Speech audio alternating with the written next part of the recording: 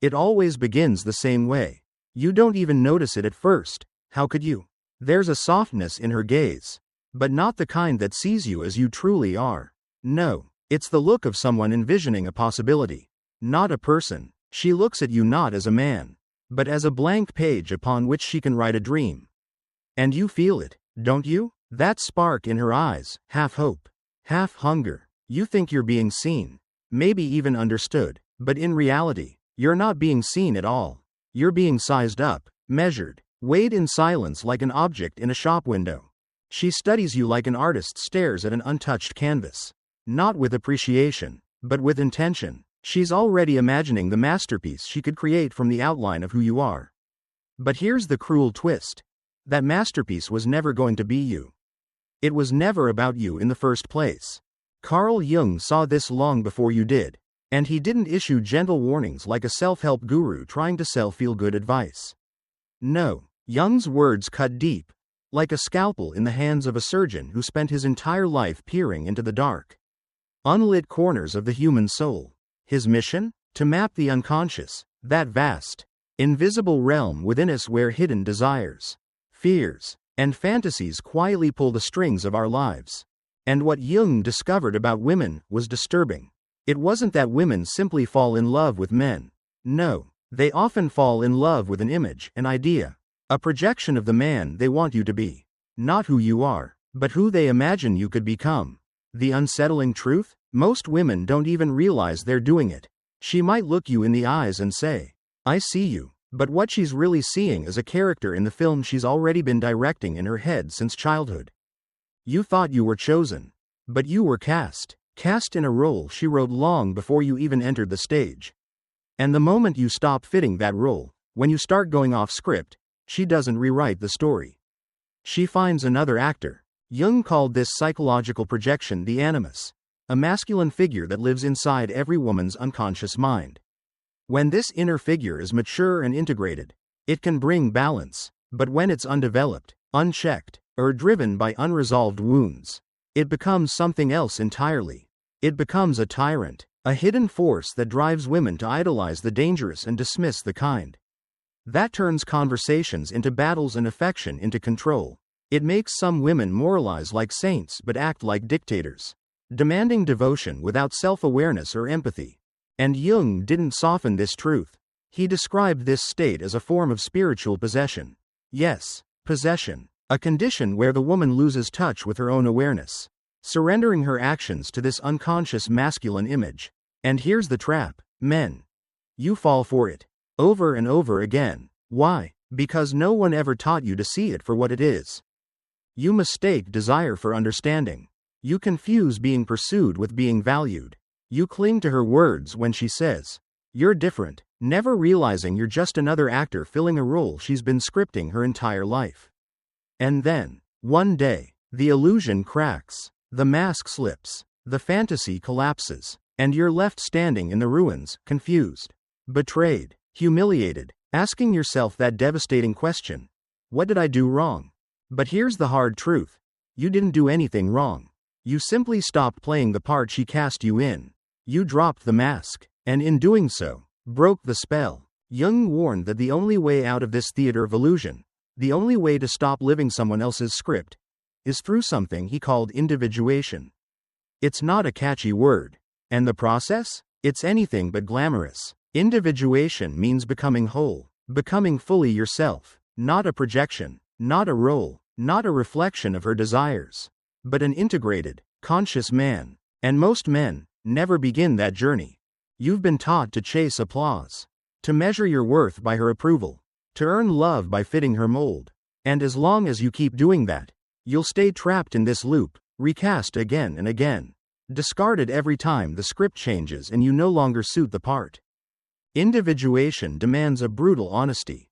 It drags you to the places inside yourself that you've avoided, the weak, the insecure, the fractured, the parts of you that still look for validation in a woman's eyes instead of your own. But here's what Jung knew, what so many men today still don't understand. You don't become a man by being chosen. You become a man by choosing yourself. You don't gain your worth through her affection. You earn it in the silence of your own presence, by standing alone. fully awake, fully responsible, fully alive. A man who has looked deep into the eyes of his own unconscious, truly faced it without flinching, is no longer vulnerable to the seduction of projection. He doesn't chase illusions. He no longer allows himself to be pulled into someone else's imagined narrative. He refuses to play the puppet in a fantasy he never agreed to join. Why? Because now, he's not just a character. He's the author of his own life. And once a man reaches that point, no one, not even the most magnetic woman, can write his script for him. Carl Jung saw this clearly. He noted that the real tragedy modern men face isn't rejection. No, the deeper tragedy is that so many men are willing, eager, even, to shape-shift into whatever version of themselves they think will be accepted. Approval becomes the drug, acceptance, the high, and every compromise chips away at who they really are. You call it love, you call it partnership, you call it sacrifice, but Jung had a far more honest name for it: self-betrayal. He warned that when men abandon their own psychological growth, they don't just stall, they fall. They fall under the spell of the feminine projection. They twist and bend themselves like soft clay, molding their personalities into shapes that fit the desires of women who don't even truly understand what they want. And somewhere along the way, something tragic happens. You stop being a man, and start becoming a mask. You perform, you smile, you nod, you agree, you say all the right things, until one day, you can't even remember who you were before you started performing. And here's what most men don't realize. Women can sense this. They feel it, more deeply, more instinctively than you'd ever imagine. That quiet, invisible shift from authenticity to accommodation? She picks up on it. And while you think it makes you more lovable, more dependable, more appealing, it's actually the reason she begins to lose interest. Why does this happen? Because, as Jung taught, the feminine spirit isn't wired to crave comfort. Not at its core. It's drawn to mystery, to strength, to that quiet confidence that comes from a man who cannot be tamed or fully known. She wants to explore you, not consume you. And the moment you reveal every part of yourself, when you become predictable, spineless, without boundaries, you don't become her everything. You become invisible. The irony is brutal. The more you try to prove your worth by giving everything, the less valuable you appear. You become easy to read, easy to control, easy to discard. And here lies the great paradox that holds so many men hostage. You fear being alone more than you fear being inauthentic. You'd rather lose yourself piece by piece than risk losing her. You'd rather play the role than endure the terrifying silence of standing on your own, without applause, without approval, without validation. But Jung didn't sugarcoat this either. He made it clear. Until a man learns to walk through the fire of solitude, he will never be truly free. He said that individuation, the process of becoming whole, is not for the faint of heart. It demands that you die before you die, that you allow the false parts of yourself to burn away so that something real, something eternal, can rise from the ashes. And here's the part nobody wants to say out loud: individuation is lonely. Devastatingly lonely. Because once you begin to wake up, once you start to see through the illusions, you can never unsee them. You start noticing the roles people play, the emotional games they use to avoid truth, the masks they cling to in order to feel accepted. It's like walking through a carnival of souls and realizing everyone's wearing a costume, even the ones who claim to love you. And when you try to speak about what you've seen, when you try to hold up the mirror, people resist. They mock. They call you cold, distant, arrogant. They say you're too serious, too intense. They blame you for making them uncomfortable. But you're not the problem. You're the mirror. And people don't hate you. They hate the reflection you show them, because it reveals what they've spent their whole lives trying not to see. Jung knew this pain intimately. He spent decades with patients who were terrified, literally terrified, of confronting their own shadow. That inner darkness made of all the things they denied, rejected, or refused to own. And the deeper he looked, the more clearly he saw that women, in particular, were often raised in ways that encouraged them to avoid this confrontation altogether. Our culture tells women they are intuitive, pure, emotionally wise, that they are complete, just as they are. But Jung challenged that illusion. He wrote that the greatest threat to a woman's development was her own unconscious animus. That hidden masculine voice within her that speaks with false confidence, false authority, and unearned moral superiority. And if she doesn't confront it, doesn't integrate it, then she becomes its prisoner. A woman trapped in her own fantasy, casting that inner masculine image onto every man she meets. And you, the man, end up carrying the weight of that projection. You get blamed for battles she's too afraid to fight inside herself. And still, you keep trying, you keep hoping, you tell yourself, I'll be different, I'll be her safe place. I'll be the one who finally breaks the pattern. But projection doesn't work that way. Jung warned, projection is a thief. It doesn't just distort, it steals reality. It replaces truth with illusion, connection with role-playing, and until both men and women awaken from this psychological dream state, they'll remain trapped in a cycle of confusion and heartbreak, each blaming the other, each defending their innocence, all the while, never realizing they're not really seeing each other at all. What they're seeing, what they're loving, hating, chasing, isn't real. It's just shadows on a wall. And if we dare to step out of that shadow play, if we have the courage to keep going, what might we finally begin to see? And here lies the most bitter irony of all. The woman who once looked at you like you were her savior, her hero, her answer, will eventually look at you as if you're her enemy. Not because you became cruel, not because you betrayed her trust, but because, over time, you failed to become the fantasy she silently cast you to play. And the most unsettling part? She doesn't even know she's doing it. Jung warned us of this kind of psychological betrayal. He said it is inevitable, not because people are malicious, but because they refuse to take responsibility for their inner lives, for the roles they unconsciously assign, for the expectations they never speak aloud. You didn't lie to her. You didn't deceive her. You simply disappointed the character she created in her mind, the one she never told you you were auditioning to become. And that is why she resents you. Not because you're flawed, but because you didn't live up to the myth. A myth you never agreed to play. A dream she never said out loud, but silently demanded you fulfill. She doesn't hate who you are. She hates that you aren't him, the invisible, impossible version of you that existed only in her imagination. Jung once said, people will do anything, no matter how absurd, to avoid facing their own souls. And nowhere is that more true, nowhere is that more devastating, than in romantic relationships. Most people do not enter love as whole beings.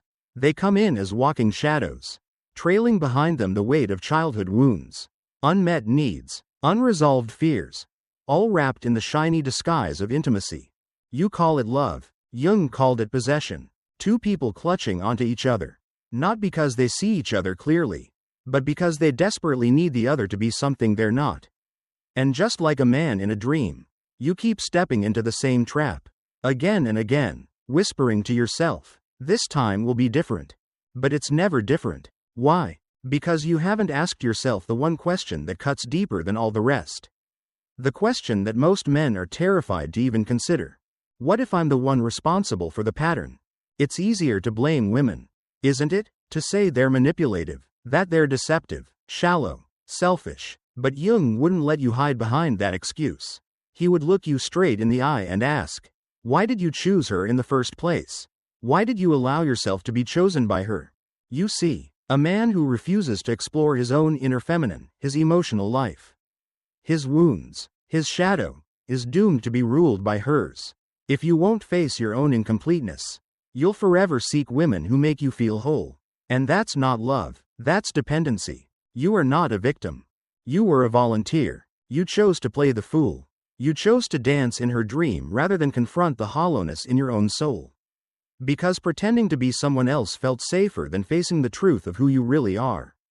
And right here, this is where most men stop listening. Because this is the place where all comfort ends. This is where responsibility begins. Jung didn't hand out self-help slogans or easy fixes. He didn't promise power, wealth, or admiration. What he offered was far more dangerous, a lifelong confrontation with your own soul. He invited you to sit, in silence, in the empty room of your own mind, to wait there until the illusions began to crack, and tell the voice inside your head, the one that whispers, "You're nothing without her," begins to wither and die. And that voice won't go quietly. It will scream, it will bargain, it will beg you to believe that you need her, That your worth depends on her affection, her approval, her presence, that no man can truly stand without feminine validation. But Jung's work whispers something darker and more liberating. It says, the man who can stand alone, without applause, without approval, without being needed, is the man who is finally free. Free from projection, free from performance, free from the slow death of being someone else's idea of a man. And when you reach that place, something strange happens. You don't become cold. You don't become distant or hardened. You become real, rooted, grounded, fully alive in your own presence. You become a man who doesn't need to perform, because he's no longer pretending. A man who doesn't chase validation, because he already knows his worth. And paradoxically, that is when women feel the most drawn to you. Not because you need them, but precisely because you don't. And when she looks at you with longing, you won't mistake it for salvation. When she tells you you're different, you won't let it define you. You'll smile, not with arrogance, but with understanding, because now you know something she doesn't yet see. You know that she, too, must walk her own path. She must face her own animus, her own projections. She must wake up from her own dream, not for you, but for herself. And you can't do that work for her. You can't save her. You can't lead her out of the illusion. All you can do is what Jung did. You walk your path with such unwavering courage, such inner strength, that your very life becomes a mirror, a living reflection of truth. And while most people will turn away from that reflection, a few, a rare few, will look. And they'll thank you for it. That, my friend, is the difference between being loved for the mask you wear and being respected for the man you've become. And when that moment finally arrives, when something inside you clicks and you realize, truly realize, that you no longer have to perform for anyone, you'll begin to notice something strange. Subtle at first, then unmistakable. People will start reacting to you differently. They'll shift uncomfortably in your presence. Their smiles will tighten. Their laughter won't quite reach their eyes. They'll sense something is different about you, even if they can't explain it. And that's because it is. The weight of your presence now unsettles them. You've stopped fitting into the neat little boxes they used to feel safe. You no longer match the expectations, the social scripts, the predictable emotional cues that keep interactions comfortable. You're no longer familiar, and that makes you, to them, almost threatening. Carl Jung warned us of this long before it became fashionable to talk about masculine transformation. He said that the individuated man, the man who has integrated his shadow, claimed his soul, and stepped out of the collective fantasy, is rarely welcomed by society. He is not admired. He is not celebrated. He is feared. Why? Because he's unshakable, unbought, unmanipulable. He sees through the game, and refuses to play it. And here's where life begins to twist in ironic ways. The same people who once begged for your attention, who craved your approval, who chased your validation, now begin to resent you. Not because you hurt them, but because you no longer need anything from them. And that unsettles them more than anything else. Especially women, particularly those still caught in the dream of the perfect man. They may begin to accuse you of being emotionally unavailable, too distant, too logical, too analytical. You're in your head too much. They'll say, but that's not the truth. What they really mean, though they may never admit it, is that they can no longer control you. You've left the stage. You've stopped playing your part. You've tossed the script aside and walked off into your own story. And now, without that script, they don't know how to relate to you anymore. You're no longer a character in their play. You're a man, real, present, sovereign. And that's terrifying to anyone who hasn't yet stepped into the truth of their own being. Jung once joked that the gods have become diseases. What ancient cultures once called divine possession, we now call neurosis. And few are more spiritually sick than the man who chases validation like it's oxygen.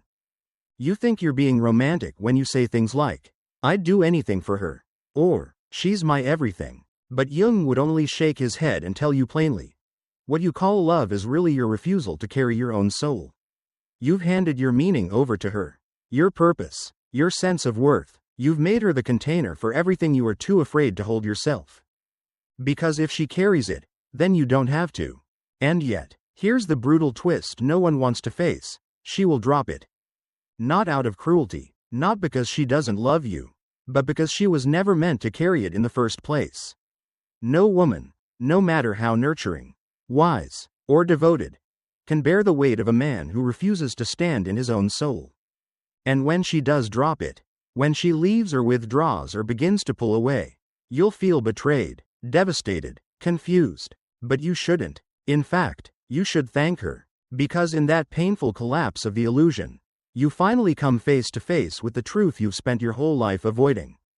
The work of becoming a man was never hers to do. It was always yours, and in that raw, exposed moment, when the fantasy is gone and you're left staring at yourself in the mirror, you're given a choice. A choice that will define the rest of your life.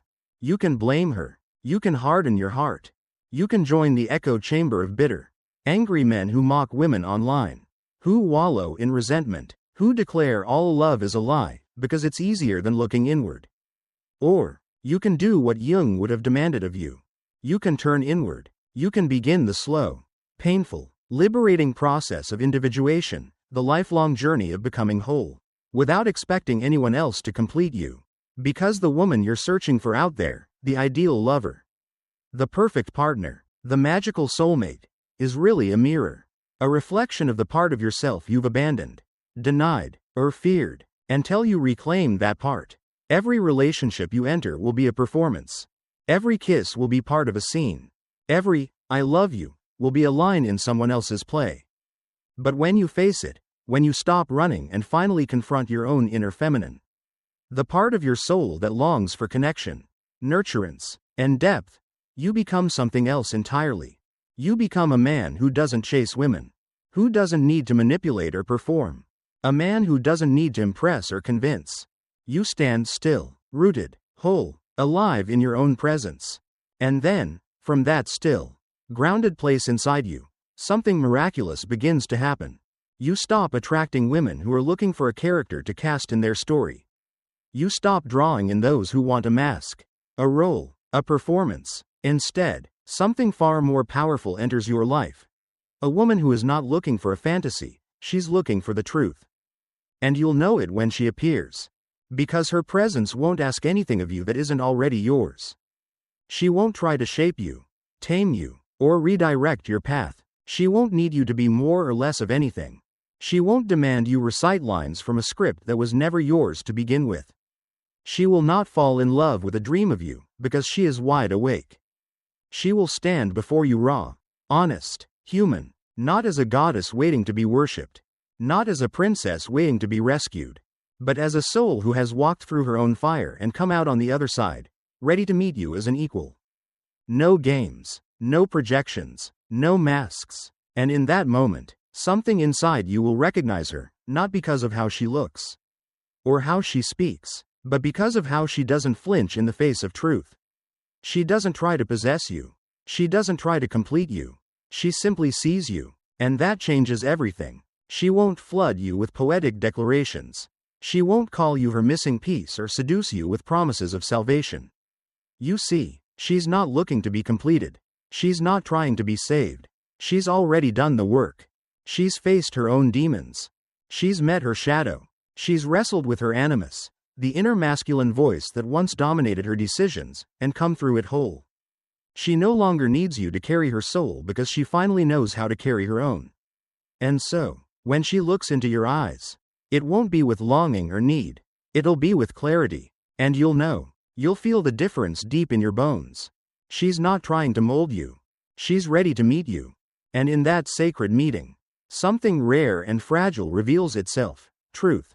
No desperation. No clinging, no performance, just the quiet, undeniable sense that you're no longer acting, and neither is she. And Jung knew this kind of love. He called it the rarest and most dangerous form. The kind that asks for nothing, but gives everything. Not because it's needy, but because it's free. Free to choose. Free to walk away. Free to stand beside one another. Unmasked. Awake. Unafraid. But here's the part that might break your heart. Most men will never experience this. Not because it's impossible, but because they quit before they get there. They give up halfway. They settle for the comfort of illusion. They choose the fantasy over the fire. They accept the thrill of being admired over the agony of being real. because the truth of who they are still feels too heavy to carry. But if you, brother, have the courage, the gut-wrenching, soul-stripping courage, to keep walking, to keep standing alone, to keep shedding every false layer you built just to be loved, then something terrifyingly beautiful awaits you. You will find something more sacred than applause, more powerful than desire. You will find yourself. And when that happens, women will no longer be the measure of your worth. They will no longer be the mirrors you need to feel like a man. They will become something else entirely. Partners, not prizes. Mirrors, not mothers. Allies, not saviors. And you will love them, not because you need them to fill you, but because you choose to walk with them. Freely, wholly, from a place of strength. From the quiet power of a man who knows who he is and no longer apologizes for it. Carl Jung never gave us a roadmap. He wasn't a guru with 10 easy steps to greatness. What he left behind was far more valuable, a warning. A warning that every man who avoids the painful journey inward will be ruled by the projections of others. Especially by the projections of women. But he didn't leave us there. He also gave us a challenge. To walk the hard, lonely, beautiful path of individuation. To stop blaming women for the roles we were all too eager to play. To stop seeking wholeness in someone else's reflection. To stop waiting to be chosen. Because the man who chooses himself, fully, relentlessly, unapologetically, is the man who cannot be manipulated by fantasy. He cannot be seduced by illusions. He cannot be reduced to a role or a mask. He becomes something else entirely, the author of his own life. And if you've made it this far, if this message stirred something in you, don't let it fade into the background of your day. Let it root itself in your spine. Let it become a turning point.